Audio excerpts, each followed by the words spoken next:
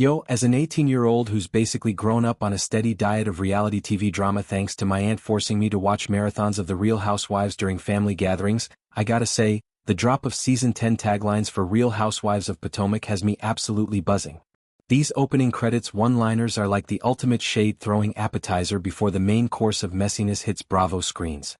It's that perfect mix of wit, pettiness, and empowerment that makes RHOP stand out in the Housewives universe. Think less Beverly Hills Botox battles and more DMV realness with a side of unapologetic black excellence. The OG cast members like Gizelle Bryant are evolving in ways that feel so relatable, while newbies like Tia Glover and Angel Massie are coming in hot with lines that scream, "Don't test me." And let's not sleep on Wendy Osifo's cheeky nod to her recent legal drama. It's peak Housewives, turning a felony arrest into a pun about weed. If you're new to the franchise, buckle up because these taglines aren't just intros. They're manifestos for the chaos ahead.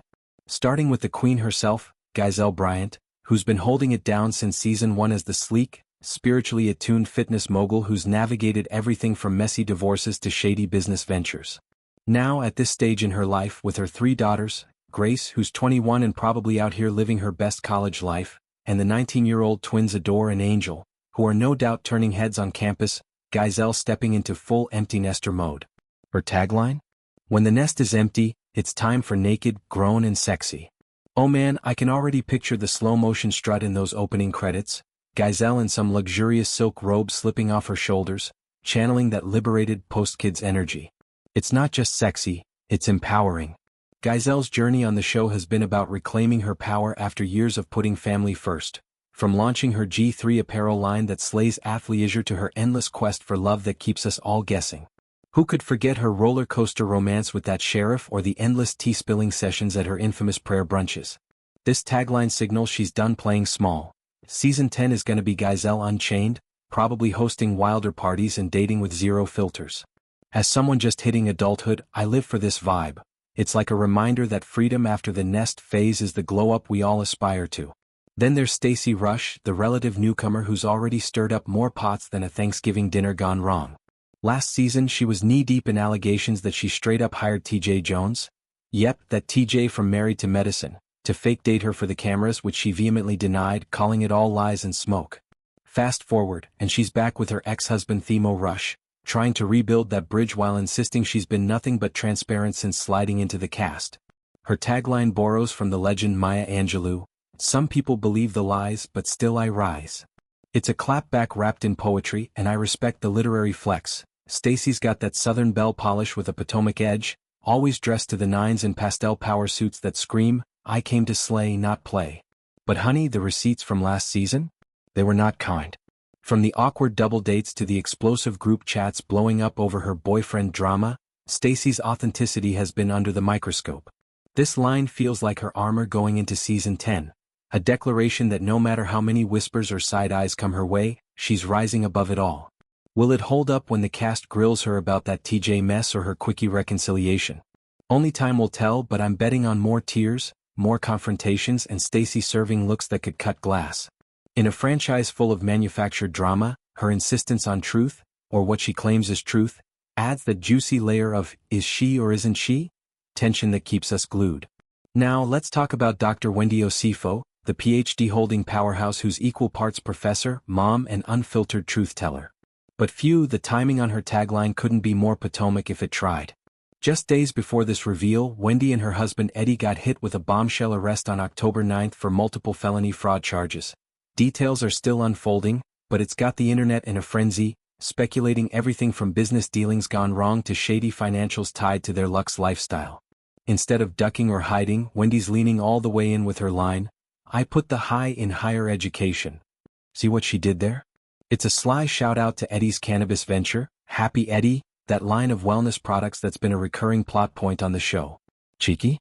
Absolutely. Bold? Undeniably. It's classic Wendy, turning potential scandal into a punchline that owns the narrative before the tabloids can. Remember how she handled the backlash over her kids' adoptions or the endless shade from Mia Thornton about her ivory tower academia? Wendy doesn't fold, she educates. This arrest adds rocket fuel to her storyline. Expect courtroom cameos, tense husband-wife sit-downs, and the cast circling like vultures, with Candiace Dime expecting the full 411. As a young fan, I admire her resilience. Life throws curveballs, but Wendy's out here punning her way through, reminding us that higher ed and highs of another kind build character. Season 10's gonna test her, but if this tagline's any indication, she's ready to lecture the whole damn show. Diving into the fresh blood, we've got Angel Massie, one of the newbies, making her grand entrance with a line that drips vengeance. Hell hath no fury like an angel scorned. Twisted take on the classic proverb, and it immediately paints her as the wild card ready to unleash. Angel's bio is still a bit under wraps, but from the teasers she's a force, probably bringing that fiery, no-holds-barred energy that Potomac thrives on. Imagine her clashing with the vets over some betrayal, real or perceived, and this tagline playing over a montage of her storming out of dinners or throwing wine glasses, metaphorically hopefully. New housewives always shake things up, and Angel feels like she'll fit right in with the likes of Karen Huger, who's been the grande dame of shade for years. Her debut in the credits? Expect dramatic entrances, maybe a reveal of some old beef with a castmate that ties back to DC social circles. I'm hyped. Fury scorned means epic storylines, and at 18, I'm all about that unapologetic clapback culture. Ashley's up next, and girl, her evolution is everything.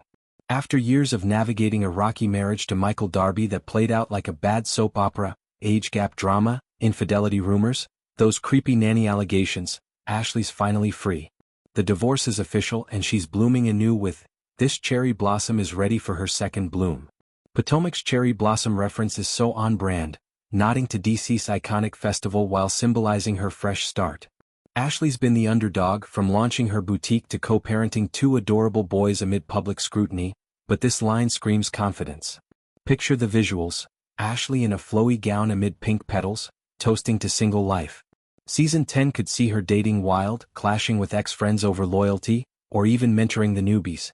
Her growth mirrors what a